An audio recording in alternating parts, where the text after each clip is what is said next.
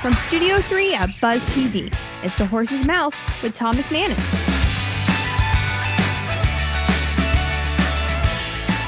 Hi everybody, welcome back to Tommy Mac's Place. I'm your host, Susan St.Denis, here on Horse's Mouth, and I've got two really exciting guests for you today. We've got Brodie Waters with General Sports Worldwide and Anthony Rigdon with Rigdon Window Tinting. Sorry, I got to talk over the bar to you. We have like this whole thing obstructing, but it's fine. I'm excited to have both of you on here today. We'll have a good discussion. We'll start with you, Brodie. Why don't you tell me about what you do? Sure. I work for a company called General Sports Worldwide. So we represent, it's a sports management company. We really kind of do four main things. We represent players. We work in sponsorship sales. We do team mergers and acquisitions, and we do some consulting work for professional teams and leagues. So kind of a lot of different areas we cover, and we've got offices in the U.S. and the U.K. All right, interesting stuff. And what about you? What do you do? I actually own a window tinting company. Yeah. So residential, commercial, and automotive. Yeah. So we got two very different spheres here. Yeah. We're going to try and merge the two because I know you're a big fan of sports. You played 5 sports, which is crazy. Well, mostly football. Yeah. So. Golf just was a little side thing. Yeah. Right. We've got a quarterback who plays golf. It's a fun pastime. Plenty of places to play it here at Jacksonville. Absolutely. So right now with COVID going on, how has that affected athletics? You know, what have you noticed with UK or here in the US, the way people are reacting with it? I think everyone's seen it's impacted sports dramatically in a lot of different ways and in different ways in different areas around the world. I mean, there's parts obviously in the South here in the US. They were a lot more loose with restrictions and allowing athletics to play all the way down at the youth level, where you had kids able to participate, really throughout last summer, all through the fall, whereas in other parts of the U.S. you had youth sports completely put on halt.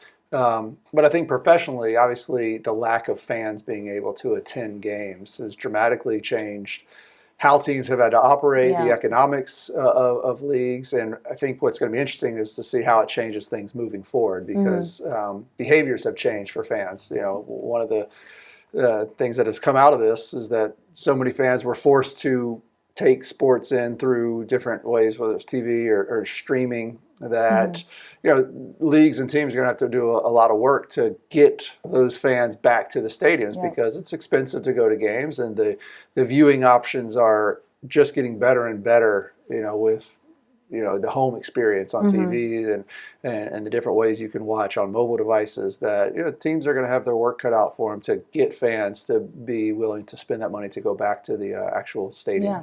And also, it affects motivation too. And there's nothing better than doing your sport and you're doing it in front of people cheering you on. It's a fun environment to be in, and when you lose that, I can only imagine how hard it is mentally to keep going when you're in a quiet stadium. Yeah. I'm sure it was completely different for the athletes. It's unnerving. It's got to be unnerving. Playing when your whole life you've played in front of huge crowds, and then to have seasons where there's nobody in the stadiums, in the arenas, that's really different.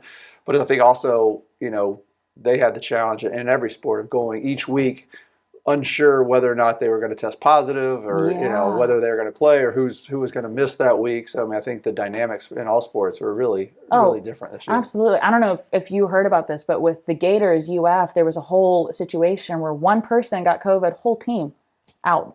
And they like a bunch of major players missed a whole game because COVID just took them out in one go. It doesn't help, you're all in the locker room together. So right.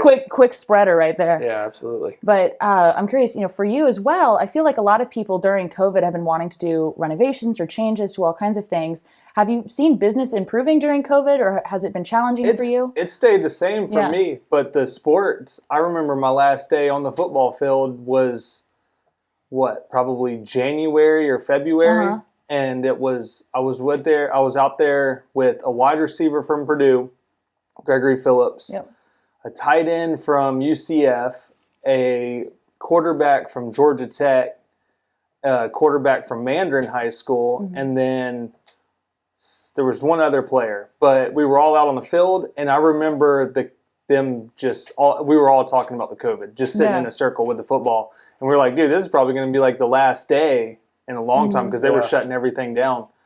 And then, it was pretty much everybody was trying to find parks that were allowing public associated, like University Christian shut down. Yeah. So then they had everybody was meeting at Bartram, and then it was like either you could only go out there certain days, and then you still had to keep the social distancing. But it hit sports big time. I totally forgot about that. The park shutting down. That did happen. I remember me and my siblings. We were wanting to go have some fun over at a park, play catch or something like that, and you weren't allowed in the park, even though it was outside. You would think, we're socially distancing, it's fine. But a bunch of parks in Jackson were closed down. So people we really, in the grand scheme of it, we're fortunate how limited our restrictions were. I mean, a lot of parts of the country at parks with basketball courts, they were taking the rims off of the backboards to keep to keep people from going out and playing. I mean, so they went to those extremes. So, all in all, the restrictions we had were pretty limited compared to what a lot of the country was doing. What I'm more upset about is now making the money to go to the games, and it's limited capacity. Yeah. So I'm like, that sucks. Like, all these years, I didn't really make good money to go to a Jag game, and now I'm like, dude, I want to go to the Jag game. Yeah, and I'm like, but I can't because there's only so many seats and ticket prices, and it's like, really, at first they weren't allowing anybody, and that's when I was making the most money. I was like, man, what the heck? It's frustrating. Well, it's funny because I went to a big U.S. women's soccer game that was held at the Jag Stadium, and it was right before the COVID stuff happened. It was amazing being able to be in there with a full stadium. Next week, no one was allowed in, completely empty. It was crazy how quick everything happened. And I think it's especially frustrating with sports because I feel like for us here in the U.S., and maybe it's the same in the U.K., sports are such an integral part of our culture. I mean, that's your Sunday family gathering. You watch your football game. Yeah. And when all this happened, it just felt like the experience was really affected. What has it been like in the UK? What have you guys seen there? They've had, they're still probably in more strict lockdown measures than we are here. And really, like you touched on, sports as being part of the culture. I mean, over there in the UK, their football, we call soccer, is even more a part of the culture than we have here. I mean, it is the towns, that have the teams. It is the town. The UK is primarily a very blue collar community outside of maybe London, but I mean the soccer team is the identity of most of those towns, and so they stopped playing, and then they started again, like here, to empty stadiums, and it's had a dramatic impact on not just the economics of the franchises, but really, like to your point, the culture over there. I mean, you're talking about taking away something that was so critically important to the communities that they're making a big push to try to bring that back and as quick and as safe as possible. Absolutely. And I think, it's really interesting seeing that because even just, I feel watching with a crowd, you may not be watching in the stadium, but even watching and being able to experience the audience and everything. I'll never forget when they first started doing the fake cheering. Yeah. It felt, you could tell, and then they had the cardboard cutouts in the stadium, and they're trying to do all they can to create the illusion of people being there. But it just doesn't feel the same, and I'm excited for when everything's able to go back to normal, and I feel like it'll be a breath of fresh air. Yeah. One of those things you didn't realize how much you missed. I missed not staring at cardboard cutouts when I was watching football. Yeah, but I think if you're a player, you love more of the game than you do seeing someone else in the crowd. You just want to win. Yeah. No, I think once you're playing, you're like, when I used to play, I didn't care about a crowd. I just played to win. You're in the zone. Yeah. Yeah, you're in the zone. I guess athlete here myself. It's insane how zoned in you get when you're doing your sport and doing what you love. It's amazing. The everything else closes out around you. So that's a good point. I guess the players are fine. They're okay. I don't need to worry about them. They're having a good time doing what they love. Yeah. So what are your predictions for the next upcoming months, as we bring this to a close? What do you feel is going to happen?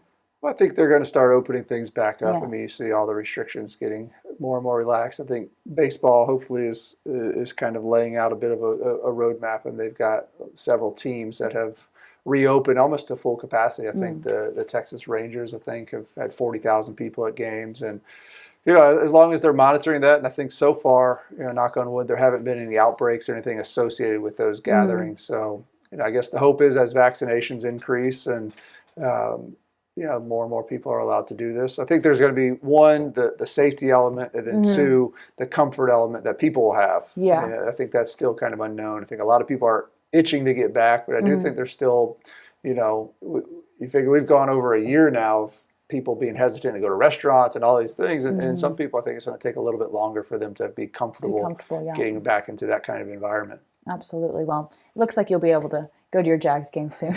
Yeah. You'll have your chance. My cleats have been in the storage since January or February. Yeah. So it'll all be back. Everything, we'll all be able to do our sports and get a good workout in, honestly. That's what I'm once the gyms opened, I was like, thank goodness. I've got my quarantine 30 that was happening. I needed to get rid of all of that fast. So I'm looking forward to everything returning back to normal. Thank you so much for coming on the show, y'all, and having this discussion with me. To everybody watching at home, thank you so much for tuning in to another episode of Horse's Mouth. I'm your host, Susan St.Denis, here at Tom and Mac's Place. If you'd like to learn more about our guests, you can check them out at iwannabuzz.com. We'll see you next time.